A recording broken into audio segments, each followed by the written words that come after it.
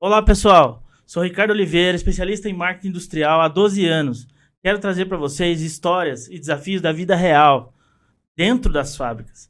Fique ligado, pois nesse podcast nós vamos trazer diversos especialistas e entrevistados que são referência no mercado. A gente vai ter muita troca de ideia e com certeza vai contribuir para você superar os desafios dentro da indústria.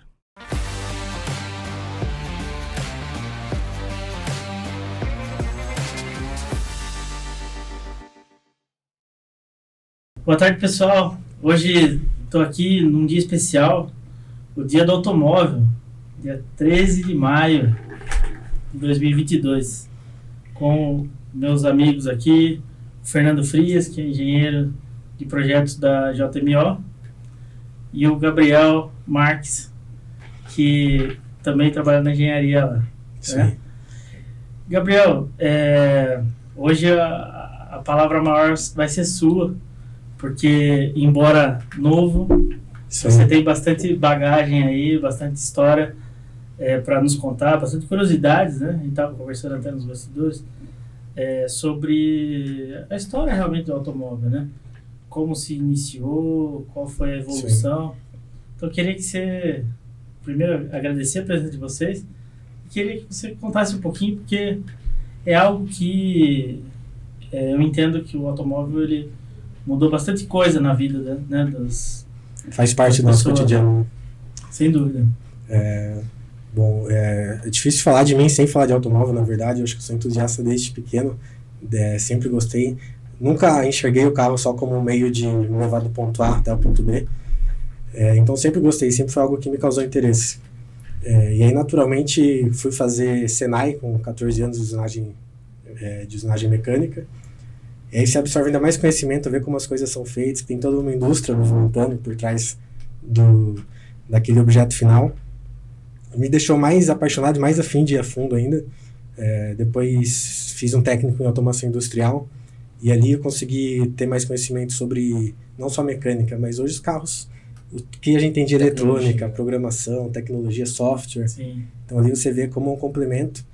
E o que te deixa mais encantado ainda é porque você vê que o automóvel é uma junção de diversas ciências. Mecânica, química, elétrica, tudo funciona de harmonia para te levar do ponto A ao ponto B ou para te causar um sorriso no rosto, uma paixão.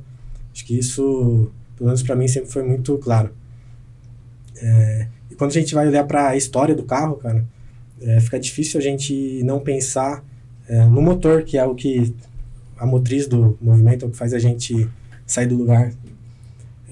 E olhando para a história, a gente tem diversos desenvolvimentos diferentes em lugares diferentes. No ano de 1800, pessoas fazendo carruagens com motor a vapor. Alguns já exploravam o motor elétrico, né, que um dos primeiros recordes de velocidade é com o carro elétrico, por volta de 1900, que passou de 100 km por hora. Na época era um negócio absurdo de se pensar, mas foi com motor elétrico. E aí a gente vai para a primeira patente realmente de um automóvel, que vem do Carl Benz, que foi o primeiro cara que olhou para um motor de ciclo-Otto e pensou em colocar aquilo também num projeto de um chassi, não de apenas uma carruagem que era usada antes por cavalos, né? Então ele foi o primeiro cara que teve essa preocupação de olhar para o chassi como um conjunto do motor para formar esse meio de locomoção para o pessoal na época. Caramba, que legal, hein? Diferente, cara. E assim, pelo que a história diz, ele é um cara que não tinha tanta confiança no produto dele quanto deveria, né? A sorte dele, tinha a mulher que confiava mais no produto do que ele, que é uma história bem conhecida, que é da Greta Benz, a mulher dele, Breta Benz, a mulher dele, que pegou o carro um dia, colocou os dois filhos, aquele carro bem arcaico do projeto dele, colocou os dois filhos dentro e fez uma viagem na época de 106 km. Caramba! Com o carro. 15 por hora, a 15 por hora. Ele disse que demorou mais de 10 horas essa viagem. E pensa, cara, hoje é muito cômodo pra gente imaginar uma viagem de carro tendo vias pavimentadas, posto de gasolina, borracheiro, suporte. Imagina para uma mulher na época entrar no carro com os filhos e sair por caminho de carroça, na verdade, porque não tinha estrada, não tinha posto de gasolina. Então ela teve que ser a própria mecânica do carro, então limpava o carburador ali com agulha, com acessório do cabelo dela, para manter o carro andando e terminar a viagem dela. E aí essa foi a maior propaganda que ele podia ter pro produto dele, porque todo mundo viu que era algo confiável e era robusto o suficiente. Então, acho que assim, talvez o pai do automóvel moderno, como a gente conhece e foi desenvolvido, seja realmente o Carl Benz com essa invenção dele na época. E parabéns para a mulher incentivá-lo, marido. Incentivar o marido. Que foi, cara, né? Porque primeiro tem que se acreditar. O próprio criador não acreditava tanto, né? Pô, construí, legal, transformei uma carroça que tinha cavalo na frente com um motor que realmente agora funciona pensando como um carro, como um veículo independente. E aí tem uma mulher que consegue fazer o marido acreditar no próprio projeto. Não só o marido, como o público, né? Começou a olhar o projeto como algo realmente comercial. Sem dúvida, porque se a 15 km por hora levou 10 horas, imagina a cavalo. Imagina a cavalo. Né? Talvez se fosse um dia de viagem. Isso. E essa rota na Alemanha até hoje é conhecida, virou uma rota histórica esse caminho que ela fez, porque é algo que marcou, né? Acho que a gente pode ter o consenso de dizer que foi a primeira viagem de automóvel da história da humanidade, de um produto que mudou totalmente nossa rotina. Trouxe liberdade de locomoção e infinitos benefícios. É verdade. Sem dúvida. E após esse episódio, né? Porque imagino que foi um protótipo, e aí ele pegou confiança, ele começou a colocar isso em produção em escala. Como que foi? Na verdade, ele começou a melhorar o projeto e teve outros veículos, foi melhorando devagar. E a verdade, teve um fato que foi muito importante para esse início de fabricação, foi a queda da patente que o Otto tinha sobre o motor de 4 tempos, que a gente conhece como motor de ciclo Otto, justamente por ele. Então, quando ele teve a queda dessa patente dele, o tribunal derrubou ela, outros fabricantes começaram a usar a tecnologia dele. Então, isso fez com que outras pessoas em outros lugares também começassem a usar o motor de ciclo Otto. Então, o carro vem se desenvolvendo como um produto extremamente exclusivo. Dificilmente saíam 2 veículos iguais. Era um carro feito sobre encomenda. Até que a gente vem de encontro com a história do Ford, dos Estados Unidos, que é um cara que realmente coloca o mundo sobre rodas, né? Um cara que deixou essa tecnologia acessível para todo mundo. Conseguiu fabricar de maneira serial o carro. Isso foi esse é um ponto importante, porque eu não diria que ele só colocou o mundo sobre rodas. Ele foi o pai de toda uma indústria, de uma linha de produção em escala. Vai além, né? Vai além da história do automóvel. Exatamente. Foi uma primeira linha de produção real. Se alguém não acreditava que seria tão importante andar 15 km por hora, porque cavalo andava mais rápido, né? Ou muito próximo ou mais rápido. Se alguém não acreditava, o Ford conseguiu fazer todo mundo acreditar que realmente todo mundo talvez pudesse ter um carro como que é hoje, né? E quando a gente olha para o modelo T, que foi esse carro que ele ampliou a produção desse jeito, é aquele desenho que todo mundo conhece como carro antigo, né? Aquela característica, ainda assim parecido com uma carroça, ainda né? assim, né? Muito diferente de um carro moderno. Bem grande. Mas geralmente quando a gente fala, um carro antigo, vem à cabeça aquele Ford modelo T, né? Então ficou marcado na época. Eles falam que isso teve mais de 10 milhões de unidades. Eu não sei porquê, as pessoas sempre se lembram, né, na memória, e sempre é preto, né? Sempre talvez seja porque só tinha preto, né? Ele deixava o cliente escolher o Ford T do modelo que ele quisesse, da cor que ele quisesse, desde que fosse preto, né? Exato. A pessoa fala que isso daí se deve ao fato da tinta preta secava mais rápido no processo produtivo. Então, para seriar o carro era o ideal para eles. O cara foi gênio. Foi gênio em todo sentido. Você quer carro? Você vai ter o carro preto. Você vai ter preto, mas você vai ter um carro. E acho que naquele momento, quando principalmente nós brasileiros naquela época nem pensava alguma coisa parecida, decepcionante. A Ford começou a montar os modelos T no Brasil na década de 20 ainda. Então, na década de 10, de 20, esse começo. 19. Olha quanto tempo atrás, cara. Os caras já acreditavam e tinham potencial para trazer o produto deles para o Brasil. Que se hoje a gente acaba ficando defasado com tecnologia, imagina na época, né, cara? Como foi para o Brasil receber um centro de montagem do modelo T da Ford? A revolução Ford Bigode. Conhecido no Brasil como Ford Bigode. Legal. Por que Ford Bigode? Ele tinha... O pessoal fala que ele tinha algumas alavancas ali de aceleração e avanço de ignição que formavam um modelo de um bigode no tá. Canal. Tem algumas coisas que foram virando lendas assim do carro, né? Sim.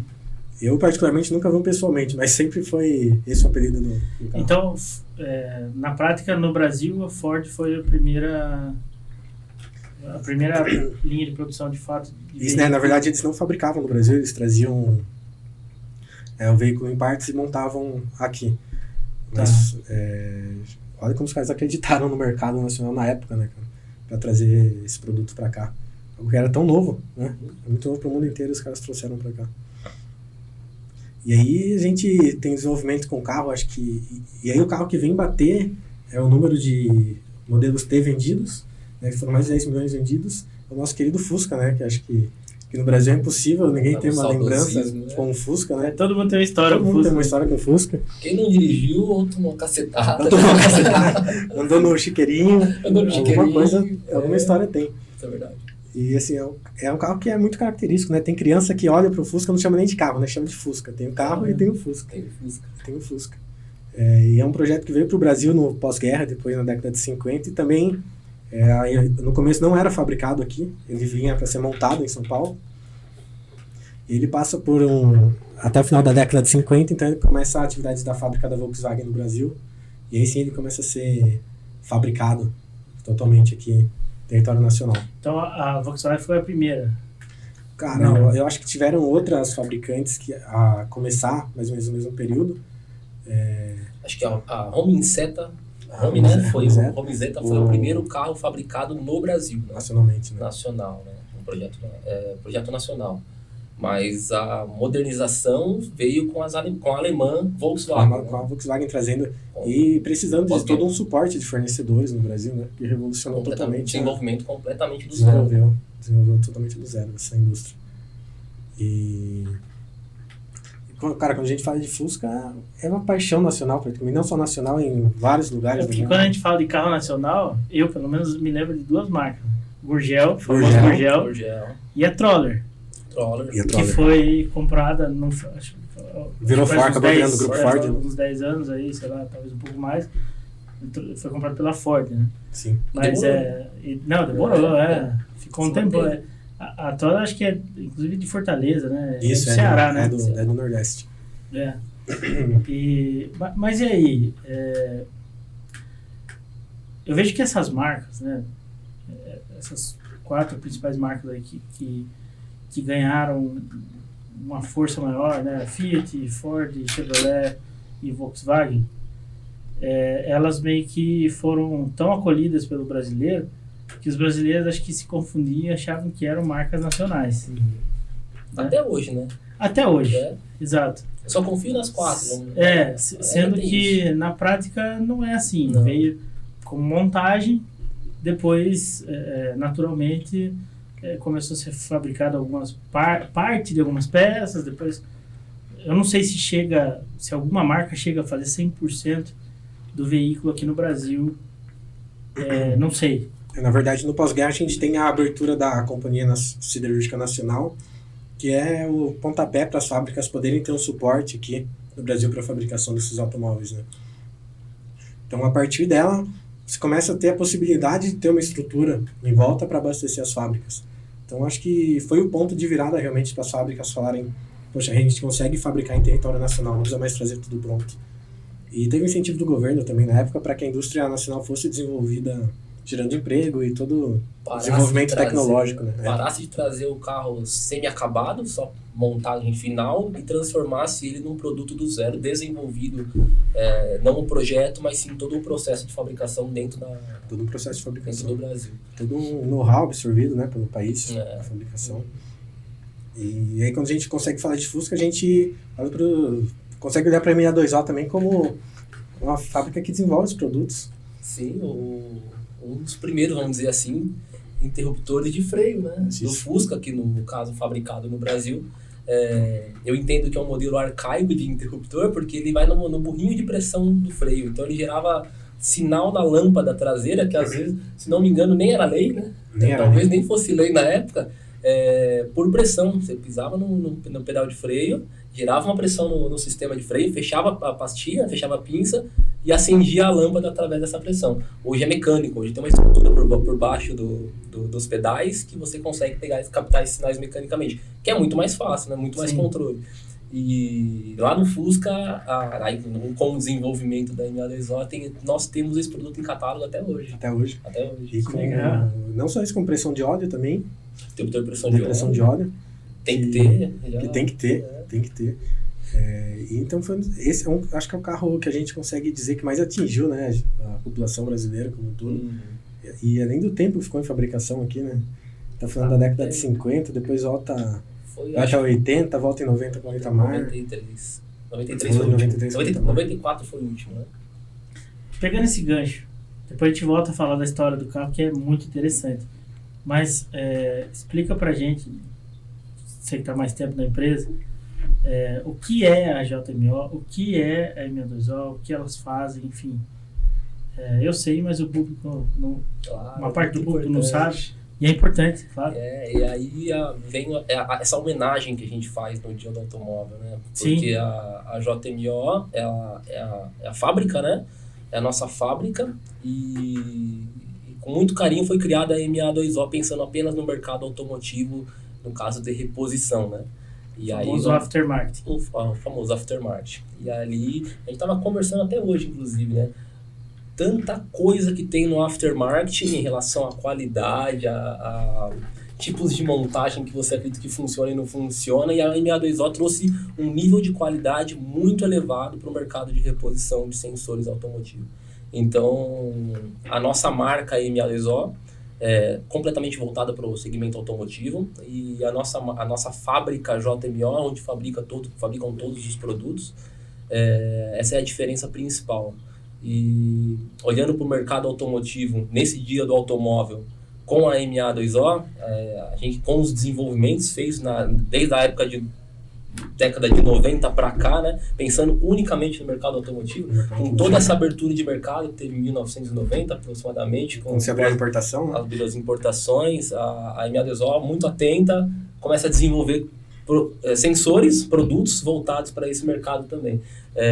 Não só do Fusca, né? Não só do Fusca. Vamos para falar de Opala, do Chevette. Na verdade, é difícil você falar um carro que a gente não tenha produtos para ele, não tenha sensor. E se você tem um carro e não consegue encontrar o produto específico, né, um sensor específico para o seu carro, a MA2O consegue te dar um suporte, consegue te dar um apoio para que você não fique, pelo menos no mínimo, sem rodar com o seu carro, desamparado. Então, eu acho que a marca MA2O, além de pensar muito no mercado, pensa principalmente no seu cliente final. E aí o nível de qualidade tem que ser excelente. Você estava comentando, o Gabriel tem um Fusca, né? Eu tenho um Fusca, eu sou suspeito de falar de Fusca porque eu sou um pouco fã. Mas, cara, é uma dificuldade de achar peça de reposição de qualidade, cara. Que é impressionante você comprar um farol e ter peça que simplesmente não encaixa, né? Não é problema de milímetro, né? Centímetro numa peça, cara. Nem na marretada não entra. Cara, nem na marretada. É absurdo, né, cara? Então, assim, certo, eu que sou um cara que sou entusiasta, é muito legal, cara, e ver que a gente consegue aplicar essa qualidade. Mas vamos lá. Eu acho que isso, talvez no meu julgamento esteja errado, mas no meu entendimento, não é à toa que a JMO produz para tantas marcas de nome globais. Perfeito. Né? Sim. Porque se não fosse dessa forma, se não tivesse esse nível de qualidade, possivelmente não atenderia grandes empresas alemãs, japonesas, americanas, enfim, não sei quais são todas as origens, mas imagino que isso seja um grande divisor de águas, né? Mas como que vocês conseguem atuar dessa forma, com esse nível de qualidade, diante de um mercado bastante competitivo? Eu entendo que é bastante competitivo.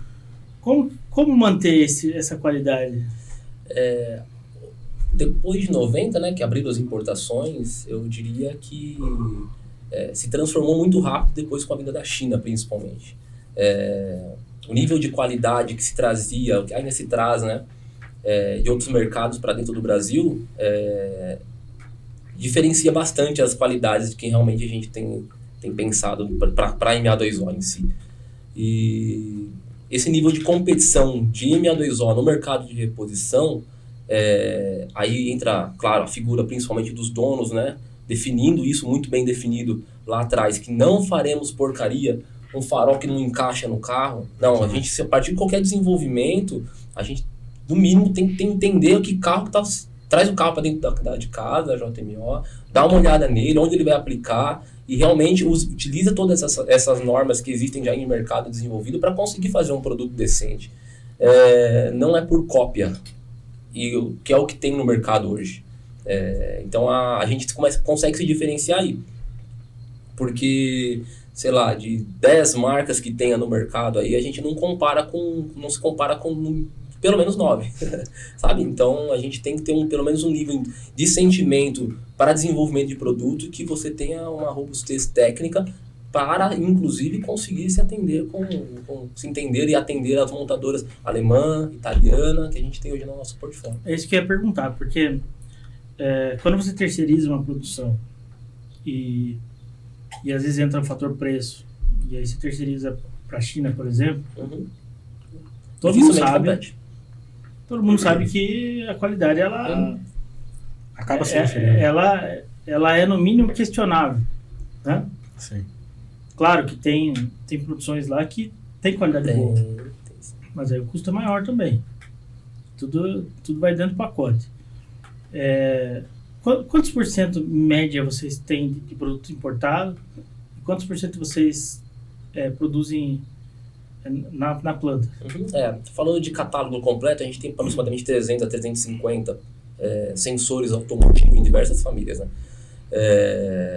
Eu diria que talvez 99,9% é fabricado dentro da JMO.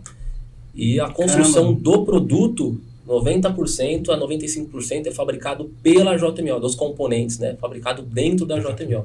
O que a JMO não faz hoje, e aí por preciosismo, né? Porque tem gente competente também no mercado para fabricar, mas esse controle de processo que a JMO exige, a gente só não faz borracha, vedações e mola, que já tem fornecedores muito bons, capacitados aí, homologados pela JMO. Todo o resto é produzido lá dentro. Todos os componentes estampados, usinados, injetados, forjados, e agora, inclusive, desenvolvimento de ferramentais de estampo e injeção plástica dentro da JMO. Então, é um leque bem amplo, né? Sim, é importante pra gente, porque embora uma empresa bem pequena e enxuta, o nível de qualidade que você tem dentro da JMO com todos os colaboradores é um diferencial no mercado. Sim. E todos que vão na JMO falam, caramba, muito importante, uma pecinha muito pequena, né, que parece que é inofensiva no veículo e pode causar um dano enorme, que é um interruptor de pressão de óleo. Você pode fundir seu motor achando que seu motor está funcionando normalmente. Então, esse nível de qualidade tem que ter, não abrimos mão, e esse processo que a gente tem dentro da JMO eleva esse nível de qualidade da MA2O para o mercado de reposição também.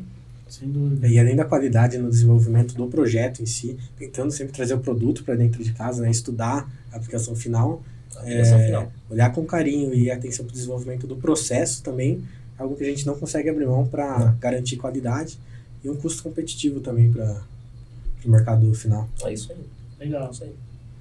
Agora voltando um pouco para a história do automóvel. Nós paramos aí... No Fusca? No Fusca. Teve concorrência. Teve um pouquinho de evolução no Fusca. A gente melhorou um pouquinho, né? Acho que dá para dizer. É verdade. Bom, vamos lá. Acho que depois do Fusca dá pra gente falar que realmente marcou.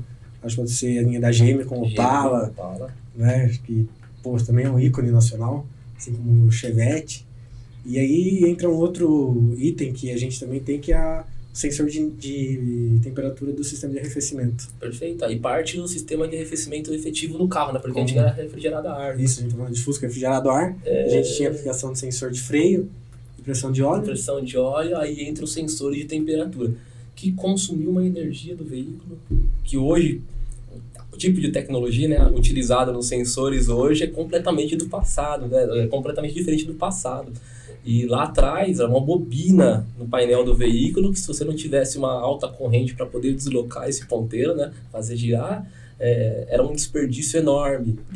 Hoje a tecnologia eletrônica, né, a terceira revolução industrial nos ajudou a melhorar isso no projeto. Mas lá atrás, assim, a JMO, a MA2O ainda tem esse tipo de sensor no catálogo para atender esses clientes também, lá que tem um Opala. Né? Quem tem um Opala e está procurando aquele nível de peça padrão original, é o que a gente ainda mantém em catálogo. A gente estava falando do peso da peça. O peso, cara, você vê um sensor de um carro moderno 2010, 12, pro tamanho do sensor de temperatura do Opala, né? Do Opala, cara. Cara, a quantidade de material que vai no produto tem, sei lá, vou chutar uns 400 gramas de latão, De latão.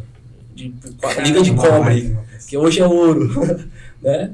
Hoje você tem 20 gramas de latão num sensor de temperatura atual. E é bem interessante essa discrepância. A gente vê que o mercado não olhava para a época que era essa sustentabilidade e eficiência, né, cara? Eficiência. Motores grandes, peças grandes, pesadas, que consumiam muito material na fabricação. E a gente vem tendo essa evolução natural, depois se passando pela abertura do mercado para carros importados nos anos 90. E aí a absorção de tecnologia. Que não eram carros importados. Na verdade, era uma sequência de importações, né? Isso.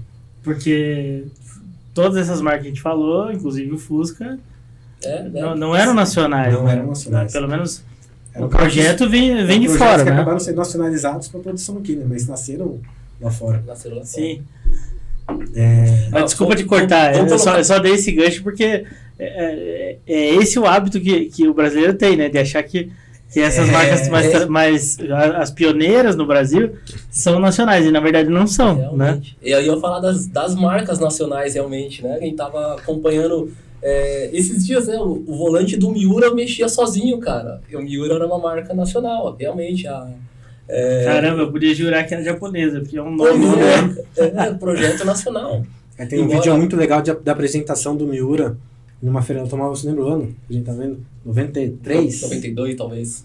Cara, e aí você vê aquele carro nacional, com volante elétrico, com ajuste elétrico, cara. O rádio que conversava com o motorista, né? Põe o cinto de segurança.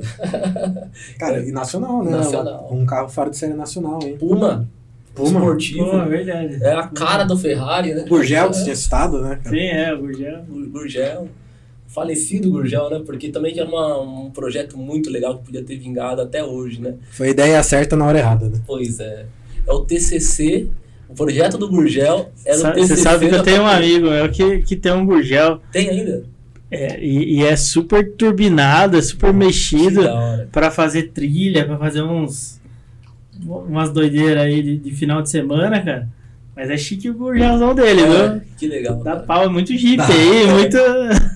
E muito legal 4x4 que aí, alguém tem ainda, porque não tem mais nada, né, de reposição. Sim. E é triste ver o jeito que ele morreu, principalmente, né?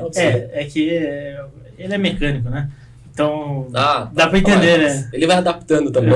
Exato. Tá mais fácil.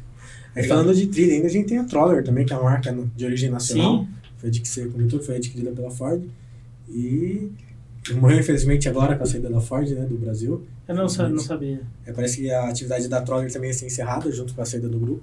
Que é uma pena, né, cara? Porque é um baita de um carro, pra quem gosta de trilha, Sim. Bonito, né? Depois que a Ford comprou, mudou bastante. Mudou bastante.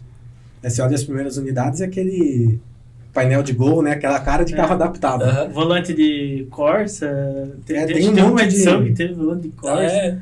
Usava o motor AP, Volkswagen, os primeiros. Então você olha a evolução que teve depois que a Ford entrou com mecânica diesel. Verdade. Realmente virou um baita no carro. Né?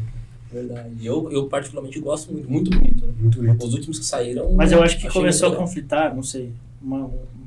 Aí é uma opinião de leigo. Mas eu acho que começou a conflitar um pouco com a nova Ranger, né? Porque ficou meio parecido, assim. Usava a mesma mecânica. Talvez suspensão, enfim. Muitos itens compartilhados. E aí destoa da marca... Do propósito da marca, né? Exato. Não sei. Do produto que a marca quer vender. Porque ele ainda saiu como Troller, né? Saiu como Troller, né? Sim. Mas é triste. É assim como Miura, Puma. Gurgel é uma marca que poderia ter vingado por muito mais tempo, né? Muito mais tempo. Sozinho, se for conseguir ser independente. É que a gente tem problemas no Brasil que a gente talvez não consiga manter isso regularmente, né? Mas as ideias lá de trás, que o Miura, o Puma também utilizava mecânicas e motores Volkswagen.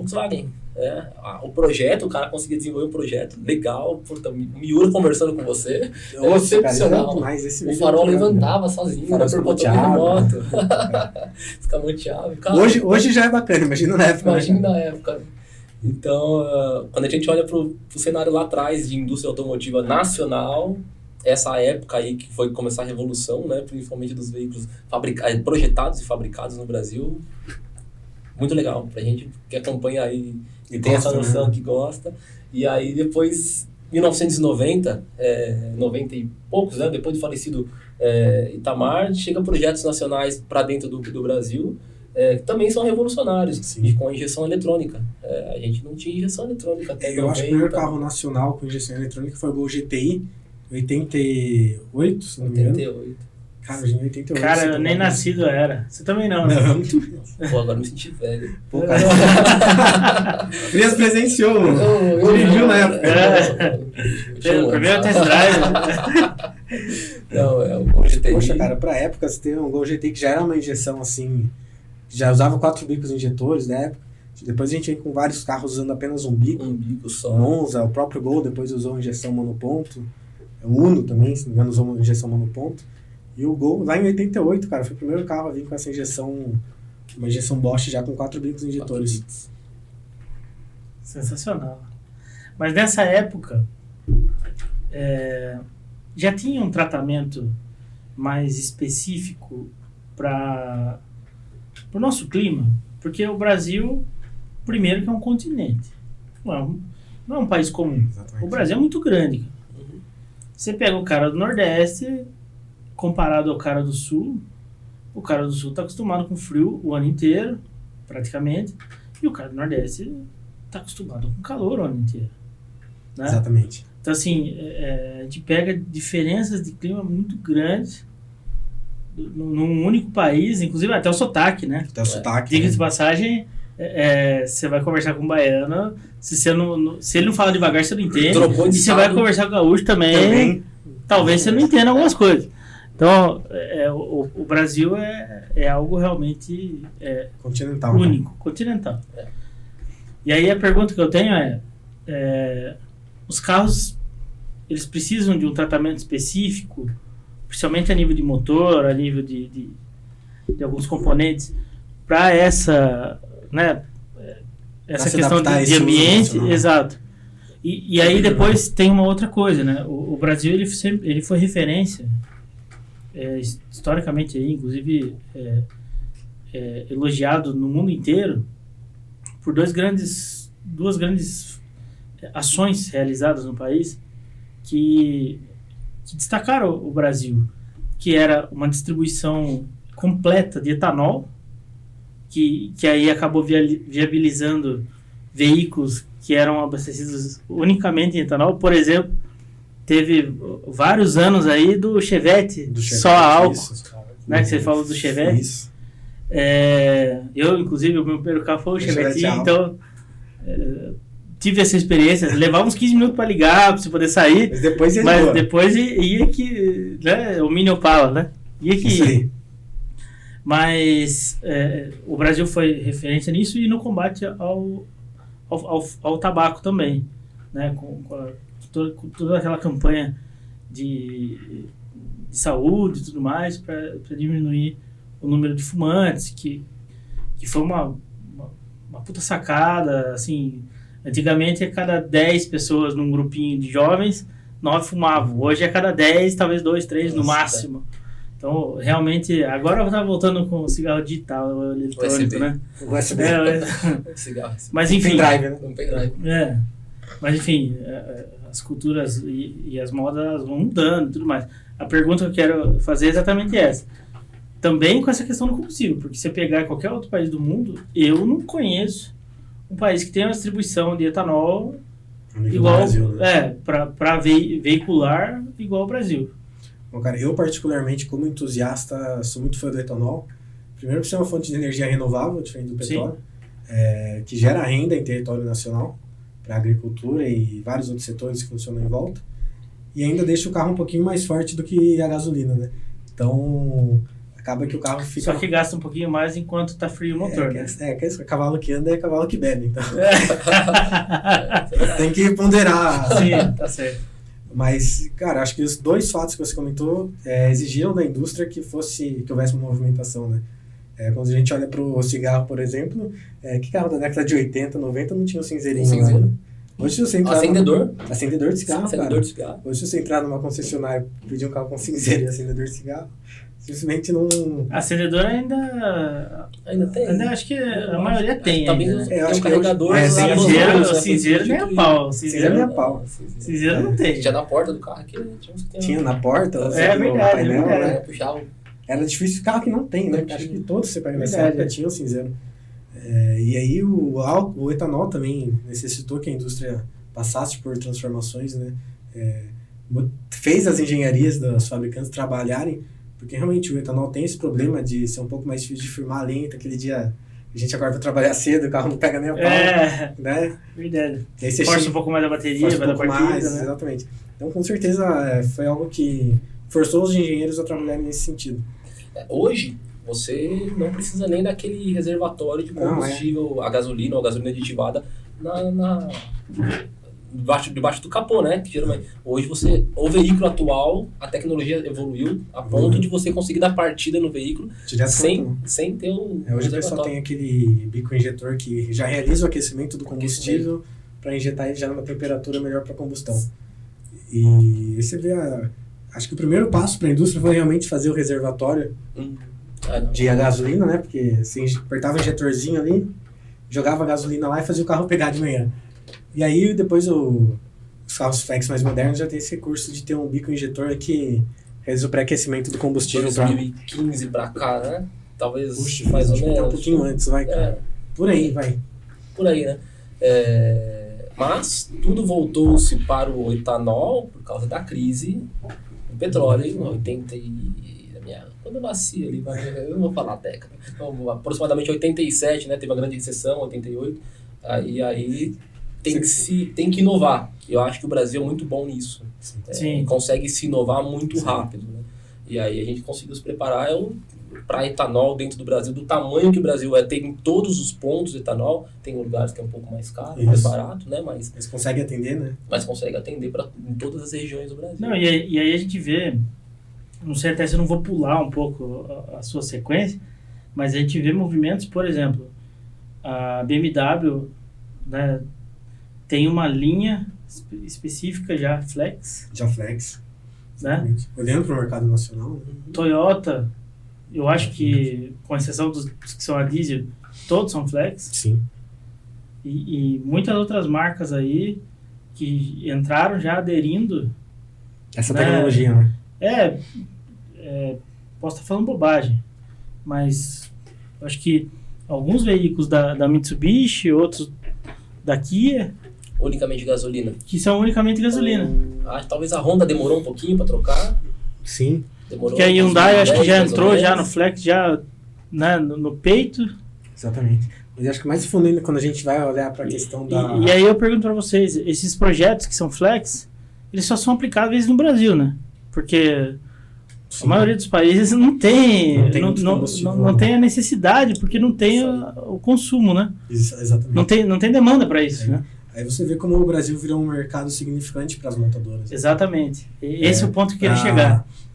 Para ter produtos específicos, né? A engenharia ter esse tempo de desenvolvimento de um carro, de um motor, que atenda o consumo do brasileiro, né? Com esse hábito de consumo de etanol. E ainda antes do carro flex, quando a gente tem o problema do carro etanol, quando a gente tem o problema da crise de petróleo, a primeira coisa, o pessoal começou a diminuir o motor, né? Então quem tinha aquele Opalão, aquele motor gigante... Saiu o Chevette 1.0, o Chevette Junior 1.0, Gol, o Escort 1.0. O Uno fez muito sucesso. O Fiat 147, que é um motor pequeno, também fez muito sucesso. Então, acho que, antes da gente falar ainda no uso do etanol, acho que o primeiro passo para a gente conter um pouco o consumo de combustível foi essa diminuição do motor, que é algo que a gente vem vendo até hoje, né? Que o famoso downsizing que as montadoras estão adotando. Por exemplo... Polo, os carros da Volkswagen, a gente com motor 3 cilindros turbo pequenos, que rendem uma baita de uma potência. Audi também, né? Essas montadoras... Pega a Audi, acho que é 1.4 turbo, né? Os 1.4 turbo, que, como da família Volkswagen também. Sim. Então, você pega toda essa família que foi um ponto de fuga que o pessoal... Mas a Chevrolet também agora, acho que entrou, né? Tem os 1.4 turbo também. É 1.4 turbo, né? Cruise, a Tracker. E corrija, mas é 1.0 turbo. Então tem 1.0 e tem 1.4 também, né? Tem 1.4 também. Então 1.0 eu tenho certeza que assim, é um carro que são gostosos de andar, né? Você anda no carro turbo, você vê aquele torque de baixa rotação. Sim, Tem todo uma... Então o pessoal que ainda torce o olho pro downsizing, mas acho que é algo que veio para ficar ainda no mundo da combustão. Eficiência energética, sem dúvida. Porque a grande realidade é tudo que gera calor excessivo é perca de eficiência energética. né? Você tem uma quantidade de combustível entrando, Exato. né, que é uma energia que você pode gerar, você está gastando parte dela gerando calor. É Exatamente. a perda de eficiência, claramente. E aí, não só na perda de eficiência no consumo do carro, mas hoje a gente, com os produtos modernos que a gente desenvolve, a gente vê como é mais pensada a utilização da matéria-prima, né, cara? Recursos naturais. Recursos naturais, cara. Sustentabilidade. Sustentabilidade. Palavra do momento, né? Como isso, a gente olha com muito carinho também, olhar para um sensor, vamos pensar na maneira mais eficiente de fazer, tanto no processo produtivo com gás de energia, como com gás de matéria-prima em si. Acho que é a premissa hoje para o mundo todo, vai. Com as normas também que exigem as montadoras, né, cara? Carro cada vez menos poluente, mais seguro. Acho que são todas as ações que fazem a indústria andar, né? Fazem a indústria se desenvolver. Comparando o etanol com gasolina, o etanol é infinitamente menos Até poluente. o imposto é mais barato do veículo que é flex ou que é 100% etanol, né? Sim. Realmente, tem vários fatores aí. Ganha cavalaria, né? Eu não me lembro mais o percentual, mas ganha uma cavalaria. Depende muito de 10% carro, mas no máximo. tem um ganho seguinte. Mas 10% numa subida com ar-condicionado ajuda pegando o motor, ajuda. Num motor de 65 cavalos que era o que eu tinha, cara, eu desligava o ar pra ligar o turbo, velho. Eu falava, vou ligar o turbo aqui. Desligava o ar e faz andar. Aí dava uma puxadinha. Com o etanol melhorava um pouco, né? Exatamente. Mas, e os dias de hoje? Como vocês veem? E eu gostaria de tocar num assunto bastante emblemático. Eu não quero entrar no viés político, mas acho que todo mundo se lembra da greve dos caminhoneiros. A greve dos caminhoneiros, ela foi por alguns motivos aí totalmente compreensivos. Como eu disse, eu não quero entrar nesse viés, mas eu, pelo menos, tive um ponto de reflexão. Porque eu acho que uma boa parte das pessoas que estão acostumadas a ir e vir de um ponto a outro com um automóvel, se deparou numa situação assim, putz, pode ser que eu não consiga abastecer meu carro. Se eu não consigo abastecer, eu não vou poder usar. Exatamente. Se eu não vou poder usar, eu não vou poder desfrutar desse recurso que é o automóvel. E no dia do automóvel, eu gostaria de gerar essa reflexão. De provocar essa reflexão, porque é algo que impactou todo mundo, né? Impactou todo mundo, e a pergunta que fica às vezes a gente reclama de trânsito e tudo mais, claro, trânsito não é bom, né? A gente perde tempo que poderia estar usando para outra coisa, mas é consequência, exato. E eu gostaria que vocês puxassem um pouco dessa bola aí, pra gente falar, pra encerrar, né, o nosso papo aqui, que já estamos já no horário. Mas muito assunto. Tem mais 2 horas. Mas é muito Tem mais 5 programas pra fazer sobre esse tema. Eu diria assim, ó, começando, vou puxar pro Gabriel continuar. A gente tava falando nos bastidores. A gente dá tanta importância pro carro, mas tanta importância, que muitas das vezes a gente projeta a nossa casa com um cômodo maior pra ele do que pra gente. Verdade. Quantas garagens são maiores do que quartos? Com lajes mais reforçadas. Você entende? Você entende que o conceito de liberdade pra gente, quando o carro não é mais caro que a casa. Isso. Né? E não tá muito difícil. Não tá, essa é a verdade. Então, não vou falar brasileiro, que brasileiro tem um destaque principal aí por carro, né? Sim. Mas o próprio ser humano, eu tava assistindo um documentário, não lembro qual era, mas é um artista circense, que ele falava assim: eu vejo o pessoal falando que quer ser livre, vai andar de moto, vai andar de carro para ser livre, até acabar o combustível. Se você não tem onde abastecer, se você não tem o que usar no seu carro, acabou sua liberdade. E foi o que a gente viu, né? 2018? Foi 2018, março, abril de 2018, se eu não me engano. Cara, a gente não conseguia ter gasolina, não tem que usar o carro. De combustível, um blackout de rodovias, né? Porque não podia mais transitar, não tinha condições de transitar. O escoamento, pelo menos no estado de São Paulo, o escoamento de combustível era específico para ambulâncias e veículos oficiais, né? O restante e produtos perecíveis, né? O restante não podia. Não podia. Então, é algo que, assim, eu acho que toda situação, ela vale de reflexão, ela vale de pensamento. E aí a gente viveu, sentiu o gostinho, que não necessariamente seja bom, de não ter esse recurso. Exatamente. Essa liberdade. E o quanto a gente tem que valorizar. Exatamente. Né? Porque nós estamos fazendo um especial, né, do Dia do Automóvel pela JMO e E62O, né? E quero agradecer, inclusive, a oportunidade, para justamente a gente poder pôr essa reflexão. Porque a gente falou de tanta coisa gostosa, nostálgica. História. Né? Da gostoso história. de lembrar, né? Pô, você lembrar, né, de carro. Cara, carro que é cinzeiro. Cinzeiro. Verdade, cara. Todo mundo fumava. Hoje a gente dá uma risada, até estranho e engraçado. Colocar um cinzeiro no carro. Se você falasse pro cara na década de 70 que o carro ia parar de ter cinzeiro, o cara falasse, você tá maluco. Não vou ter carro. Não vou ter carro. Exatamente. Não é cavalo. É isso aí. Né? Mas eu acho que... Fica à vontade. Com certeza foi um momento de reflexão para todo mundo. Eu, particularmente, como entusiasta, sempre tive aquele medinho lá no fundo. Poxa, cara, um dia o carro a combustão vai acabar. Mas eu acho que esse foi o momento que gerou essa reflexão também para as pessoas que olham para o automóvel como um ponto de ir para o ponto A ao ponto B. Né? Porque esse cara, ele perdeu a liberdade dele nesse momento. Né? O carro, ele veio se desenvolvendo desde o começo da história, que a gente estava falando lá do Benz, porque o público que comprava achava que era mais viável. Né? Então ele foi se moldando aos padrões de consumo e aos padrões de uso da população. E aí você tem um produto que estava totalmente ali alinhado com o seu uso, que te dava liberdade, você podia trabalhar a 100 km de distância, sei lá, em outra cidade. De repente você se vê sem aquela possibilidade, né? Imagina o problema de infraestrutura para a construção civil que isso ia gerar. Todo mundo amontoado em centros urbanos, né, cara? Com certeza. Então acho que foi um ponto de reflexão para toda a população, né? Acho que todo mundo parou ali e falou, putz, cara, olha a importância disso daqui, né? Quem olhava aquilo ali como uma coisa banal, acho que ali foi um momento de olhar com carinho e dar a atenção que é merecido. Isso é verdade. Sem dúvida.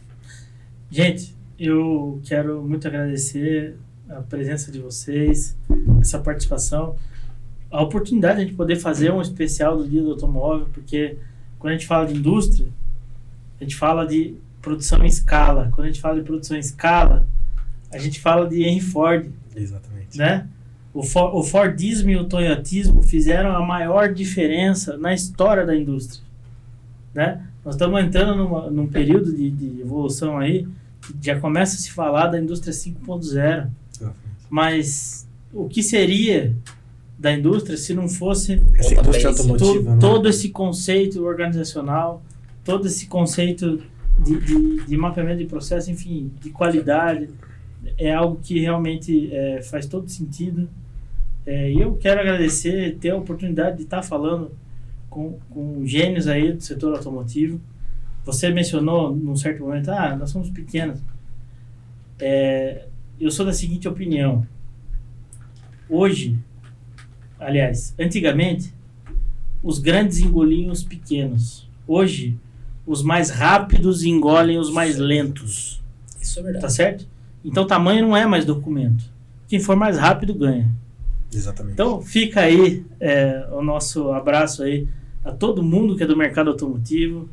Eu quero realmente agradecer. Eu sou um grande entusiasta também, tá? Claro que eu não tenho nem 5% de conhecimento que vocês têm. Eu sou entusiasta de xereta, né? Mas eu gosto muito do papo industrial e acho que esse especial aqui do Dia do Automóvel foi sensacional. Sensacional. Agradeço o convite, essa oportunidade também de a gente falar do que gosta, né? Eu acho que isso é muito importante. Deixar os meus parabéns e o elogio a todos os profissionais desse ramo, pra gente ter um carinho especial, né? Partindo da gente, da JMO e da NO2O. E acho que vale a pena agradecer todos os funcionários da JMO também, que participam disso diretamente, Exatamente. Produzindo esses produtos. Fazem parte dessa história Desse também. processo. Um produto tão robusto que a gente tenta colocar no mercado. E, por favor, eu agradeço pelo convite também da Indústria SA e da Marshall. E sempre à disposição. Isso aí. Obrigado pelo convite aí, Ricardo. Acho que é muito gostoso a gente falar de carro. Passou muito rápido, né, cara? Pois é. Nem vimos o tempo passar, foi 10 minutos Verdade, sentado aqui, né? Verdade. É sempre muito bom, cara. Obrigado mesmo. Imagina. Foi um prazer, gente. Obrigadão. Valeu. Tchau, tchau. Cortou.